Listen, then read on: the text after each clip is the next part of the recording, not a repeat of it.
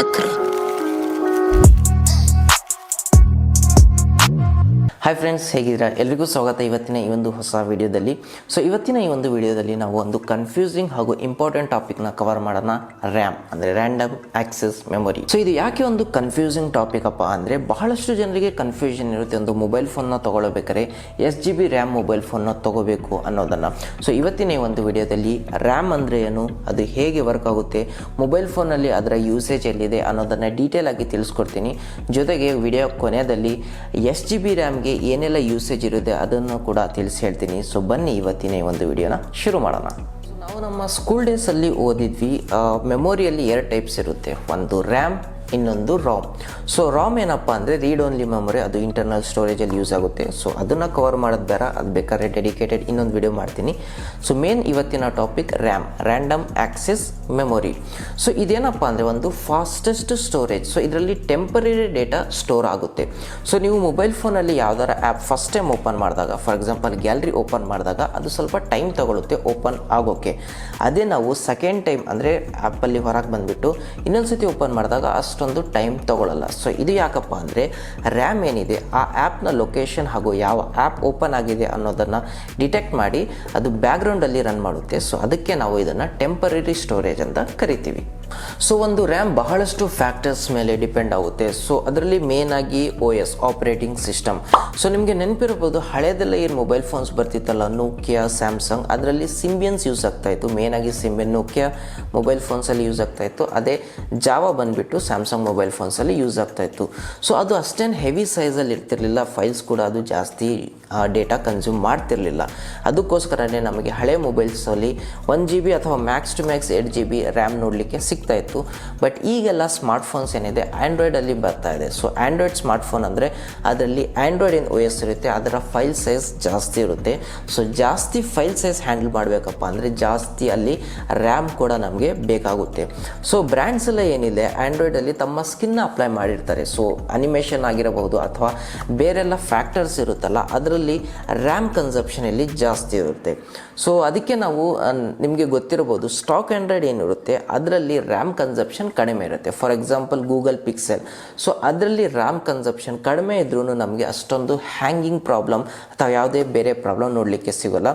Stock Android ಅಂದ ತಕ್ಷಣ ಕಡಿಮೆ ಯೂಸ್ ಆಗುತ್ತೆ ರ್ಯಾಮ್ ಅಂತಲ್ಲ, ಬೇರೆ ಬ್ರ್ಯಾಂಡ್ಸ್ ಏನಿರುತ್ತೆ ಅಲ್ಲಿ ಜಾಸ್ತಿ ಯೂಸ್ ಆಗುತ್ತೆ. ಬಟ್ ಓನ್ಲಿ ಗೂಗಲ್ ಪಿಕ್ಸೆಲಲ್ಲಿ ನಮಗೆ ರ್ಯಾಮ್ ಕನ್ಸಪ್ಷನ್ ಕಡಿಮೆ ನೋಡಲಿಕ್ಕೆ ಸಿಗುತ್ತೆ. ಅದೇ ಥರನೇ iOS ಅಲ್ಲೂ ಕೂಡ iOS ಏನಿದೆ ಅಷ್ಟೊಂದು ಹೆವಿ OS ಇಲ್ಲ, ಅದಕ್ಕೋಸ್ಕರನೇ iOS ಅಲ್ಲೂ ಕೂಡ ನಮಗೆ ರ್ಯಾಮ್ ಕನ್ಸಪ್ಷನ್ ಕಡಿಮೆ ನೋಡಲಿಕ್ಕೆ ಸಿಗುತ್ತೆ.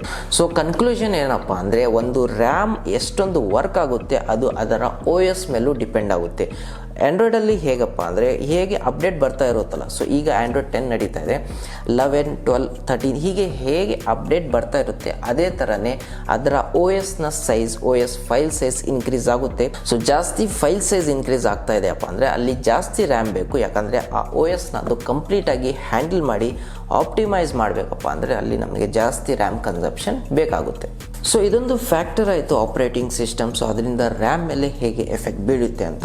ಇನ್ನೊಂದು ಫ್ಯಾಕ್ಟರ್ ಬಂದುಬಿಟ್ಟು ಅಪ್ಲಿಕೇಶನ್ಸ್ ಹಾಗೂ ಗೇಮ್ಸ್. ಮೊದಲಿಗೆಲ್ಲ ಅಪ್ಲಿಕೇಶನ್ಸ್ ಏನಿತ್ತು ಒಂದು 10 MB 15 MB ಇದ್ದರೆ ಜಾಸ್ತಿ ಆದ ಅಪ್ಲಿಕೇಶನ್ಸ್. ಅದೇ ಗೇಮ್ಸ್ ಕೂಡ ಒಂದು max to max high graphics ಅಂತ ಅಂದರೆ ಒಂದು 500 MB ಬರ್ತಾ ಇತ್ತು. ಬಟ್ ಈಗೆಲ್ಲ ಅಪ್ಲಿಕೇಶನ್ನೇ ನಮಗೆ ಒಂದು 100 MB 200 MB ಬರ್ತಾ ಇದೆ. ಗೇಮ್ಸ್ ಬಂದುಬಿಟ್ಟು ಒಂದು 2 GB 3 GB ಹೋಗ್ತಾ ಇದೆ. ಅದನ್ನೆಲ್ಲ ಹ್ಯಾಂಡಲ್ ಮಾಡಬೇಕಪ್ಪ ಅಂದರೆ ರ್ಯಾಮ್ ಸೈಜ್ ಕೂಡ ಅಲ್ಲಿ ಜಾಸ್ತಿ ಬೇಕಾಗುತ್ತೆ. ಅದಕ್ಕೋಸ್ಕರನೇ ಅಪ್ಲಿಕೇಶನ್ಸ್ ಹಾಗೂ ಗೇಮ್ಸ್ ಹೇಗೆ ಸೈಜಲ್ಲಿ ಇನ್ಕ್ರೀಸ್ ಆಗುತ್ತೋ ರ್ಯಾಮ್ ಸೈಜ್ ಕೂಡ ಅಲ್ಲಿ ಇನ್ಕ್ರೀಸ್ ಆಗ್ತಾ ಹೋಗುತ್ತೆ. ಹಾಗಾದರೆ ಸಾಫ್ಟ್ವೇರ್ ಪಾರ್ಟ್ ಮುಗೀತು. ಅಂದರೆ ಸಾಫ್ಟ್ವೇರಲ್ಲಿ ಮೇನ್ ಬಂದುಬಿಟ್ಟು ಆಪರೇಟಿಂಗ್ ಸಿಸ್ಟಮ್, OS, ನೆಕ್ಸ್ಟ್ ಬಂದುಬಿಟ್ಟು ಆ್ಯಪ್ಸ್ ಹಾಗೂ ಗೇಮ್ಸ್. ಈ 2 ಫ್ಯಾಕ್ಟರ್ ಇಂಪಾರ್ಟೆಂಟ್ ಆಗುತ್ತೆ ರ್ಯಾಮ್ ಕನ್ಸಪ್ಷನ್ ಎಷ್ಟು ಬೇಕಾಗುತ್ತೆ ಅಂತ. ಸಾಫ್ಟ್ವೇರ್ ಬಂದುಬಿಟ್ರೆ ನಮಗೆ ಇನ್ನೊಂದು ಬರುತ್ತೆ ಹಾರ್ಡ್ವೇರ್. ಹಾರ್ಡ್ವೇರಲ್ಲಿ ಎಲ್ಲಿ ಯೂಸ್ ಆಗುತ್ತಪ್ಪ ಇದು ಅಂದರೆ ಮೇನ್ ಆಗಿ ಕ್ಯಾಮೆರಾ.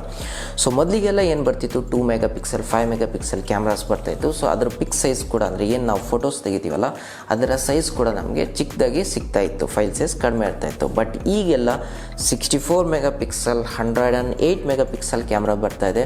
ಶಾಮಿದವರು 200 MP ಕ್ಯಾಮ್ರಾ ಕೂಡ ತರ್ತಾ ಇದ್ದಾರೆ. ಸೊ ಬೇಸಿಕಲಿ ಇಲ್ಲಿ ನಮಗೆ ಹಾರ್ಡ್ವೇರಲ್ಲೂ ಕೂಡ ಇಂಪ್ರೂವ್ಮೆಂಟ್ ನೋಡಲಿಕ್ಕೆ ಸಿಗ್ತಾ ಇದೆ. ಸೊ ಅದಕ್ಕೋಸ್ಕರನೇ ನಮಗೆ ಇಲ್ಲಿ ರ್ಯಾಮ್ ಸೈಜ್ ಕೂಡ ಜಾಸ್ತಿ ಆಗುತ್ತೆ. ಯಾಕಂದರೆ ಆ ಪಿಕ್ಸ್ ನಾವು ಏನು ಸ್ಟೋರ್ ಮಾಡ್ತೀವಲ್ಲ ಇಮೇಜಸ್, ಅದರಿಂದ ಇಲ್ಲಿ ರ್ಯಾಮ್ ಕನ್ಸಪ್ಷನ್ ಜಾಸ್ತಿ ಆಗುತ್ತೆ.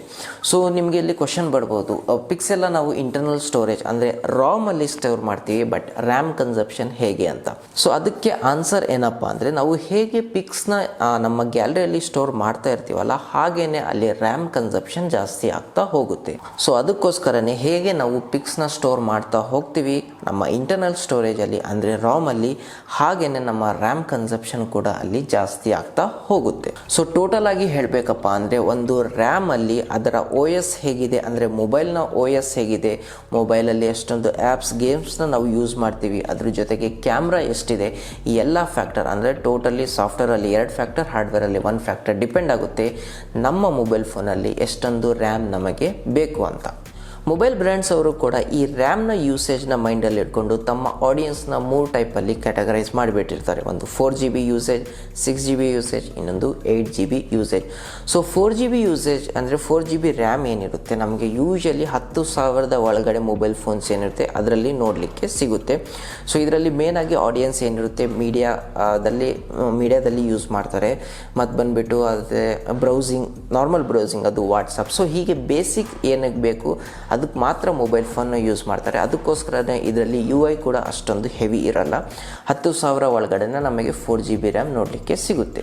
ಸೊ ನೆಕ್ಸ್ಟ್ ಕ್ಯಾಟಗರಿ ಬಂದುಬಿಟ್ಟು 6GB ರ್ಯಾಮ್. ಸೊ ಇದು ನಮಗೆ 15,000ದಿಂದ ಒಂದು 20,000 ಒಳಗಡೆ ನೋಡಲಿಕ್ಕೆ ಸಿಗುತ್ತೆ. ಸೊ ಈ 6GB ರ್ಯಾಮ್ ಯೂಸ್ ಮಾಡುವಂಥ ಮೇನ್ ಆಡಿಯನ್ಸ್ ಯಾರಪ್ಪ ಅಂದರೆ, ಸ್ವಲ್ಪ ಹೆವಿ ಯೂಸೇಜ್ ಇರುತ್ತಲ್ಲ ಅದನ್ನು ಗೇಮಿಂಗ್ ಮಾಡ್ತಾರಲ್ಲ ಅವರು, ಹಾಗೂ ಮಲ್ಟಿಮೀಡಿಯಾ ಕನ್ಸಪ್ಷನ್ ಜಾಸ್ತಿ ಯೂಸ್ ಮಾಡ್ತಾರಲ್ಲ ಅವರು. ಸೊ ಇದು ಏನಿರುತ್ತೆ ಈ ಆಡಿಯನ್ಸ್ ಸ್ವಲ್ಪ ಜಾಸ್ತಿ ರ್ಯಾಮ್ನ ಅವರಿಗೆ ಯೂಸೇಜ್ ಬೇಕಾಗುತ್ತೆ. ಸೊ ಅದಕ್ಕೋಸ್ಕರನೇ ಇಲ್ಲಿ 6GB ರ್ಯಾಮ್ನ ಕಂಪ್ನಿದವರು ಕೊಡ್ತಾರೆ. ಕ್ಯಾಮ್ರಾನು ಕೂಡ ಇಲ್ಲಿ ನಮಗೆ 64 ಮೆಗಾಪಿಕ್ಸಲಿಂದ 108 ಮೆಗಾಪಿಕ್ಸಲ್ವರೆಗೂ ನೋಡಲಿಕ್ಕೆ ಸಿಗುತ್ತೆ. ಅಂದರೆ 6GB RAM is more than enough ಅಷ್ಟೊಂದು ಫಂಕ್ಷನನ್ನು ಆಪ್ಟಿಮೈಸ್ ಮಾಡೋಕ್ಕೆ. ಸೊ ನೆಕ್ಸ್ಟ್ ಇದೆ 8GB ರ್ಯಾಮ್ ಕನ್ಸಪ್ಷನ್ನ ಆಡಿಯನ್ಸ್. ಸೊ ಇದು ಮೇನಾಗಿ ಲಾಂಗ್ ಟರ್ಮ್ ಮೊಬೈಲ್ ಯಾರು ಯೂಸ್ ಮಾಡ್ತಾರಲ್ಲ ಅದಕ್ಕೆ ಯೂಸ್ ಆಗುತ್ತೆ. Most probably 6GB RAM is more than enough. But ಇಲ್ಲಪ್ಪ ನಾವು ಒಂದು 3-4 ವರ್ಷ ಒಂದೇ ಮೊಬೈಲ್ ಫೋನ್ನ ನಡೆಸ್ತೀವಿ ಅಂದರೆ ನಾವು 8GB ರ್ಯಾಮ್ನ ಪ್ರಿಫರ್ ಮಾಡಬಹುದು. ಯಾಕಪ್ಪ ಅಂದರೆ ನಾನು ಹಿಂದೇನು ಹೇಳಿದ್ನಲ್ಲ, ಆ್ಯಂಡ್ರಾಯ್ಡ್ ವರ್ಷನ್ ಹೇಗೆ ಅಪ್ಡೇಟ್ ತರ್ತಾ ಇರ್ತಾರಲ್ಲ ಅದೇ ಥರನೇ ನಮಗೆ ರ್ಯಾಮ್ ಕನ್ಸಪ್ಷನ್ ಕೂಡ ಜಾಸ್ತಿ ಆಗ್ತಾ ಇರುತ್ತೆ. ಸೊ ನಾವು ಒಂದು 3-4 ವರ್ಷ ಒಂದೇ ಮೊಬೈಲ್ ಫೋನ್ ಯೂಸ್ ಮಾಡ್ತೀವಿ ಅಂದರೆ ಆ್ಯಂಡ್ರಾಯ್ಡ್ 13 ಅಥವಾ ಅದರ ಗ್ರೇಟರ್ ವರ್ಷನ್ ಕೂಡ ನಾವು ಅದೇ ಮೊಬೈಲ್ ಫೋನಲ್ಲಿ ಅಪ್ಡೇಟ್ಸ್ ಬಂದರೆ ಅದೇ ಮೊಬೈಲ್ ಫೋನಲ್ಲಿ ನಾವು ಕಂಟಿನ್ಯೂ ಮಾಡಬಹುದು. ಸೊ 8GB ರ್ಯಾಮ್ ಇಟ್ಕೊಂಡ್ರೆ ನಮಗೆ ಮುಂದೆ ಫ್ಯೂಚರಲ್ಲಿ ಜಾಸ್ತಿ ಡೇಟಾ ಹಾಗೂ ಜಾಸ್ತಿ ಫೈಲ್ನ ಆ್ಯಂಡ್ರಾಯ್ಡ್ ಅಪ್ಡೇಟ್ ಬಂದರೂ ಕೂಡ ನಾವು ಆ ಮೊಬೈಲ್ ಫೋನ್ನೇ ಯೂಸ್ ಮಾಡಬಹುದು.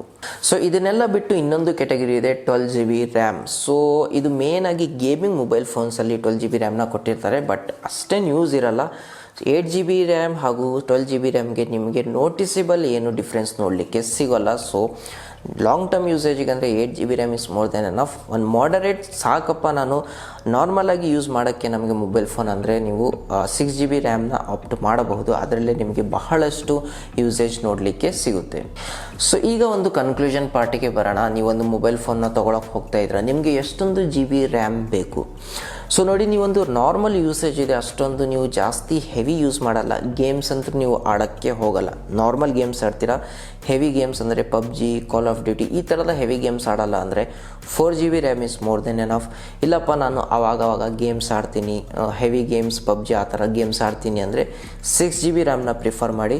ಇಲ್ಲಪ್ಪ ನಾವು ಕಂಪ್ಲೀಟಾಗಿ ಗೇಮಿಂಗೋಸ್ಕರನೇ ಹಾಗೂ ನನಗೆ ಫ್ಯೂಚರಿಸ್ಟಿಕ್ ಅಂದರೆ ನಾನು ಹೇಳಿದ್ನಲ್ಲ 3-4 ವರ್ಷ ಒಂದೇ ಮೊಬೈಲ್ ನಡೆಸ್ತೀನಿ ಅಂದರೆ 8GB RAM is more than enough. ಇದನ್ನು ಬಿಟ್ಟು ಇಲ್ಲಪ್ಪ ನನಗೆ ಡಜನ್ ಗಟ್ಟಲೆ ರ್ಯಾಮ್ ಬೇಕು ಒಂದು ಮೊಬೈಲ್ ಫೋನ್ ಅಂದರೆ 12GB ತೊಗೋಬೋದು. 12GB ಮೊಬೈಲ್ ಫೋನ್ಗೂ ಜಾಸ್ತಿ ರೇಟ್ ಆಗುತ್ತೆ. ಸೊ ನಾನು ಅದು ಸಜೆಸ್ಟ್ ಮಾಡಲ್ಲ.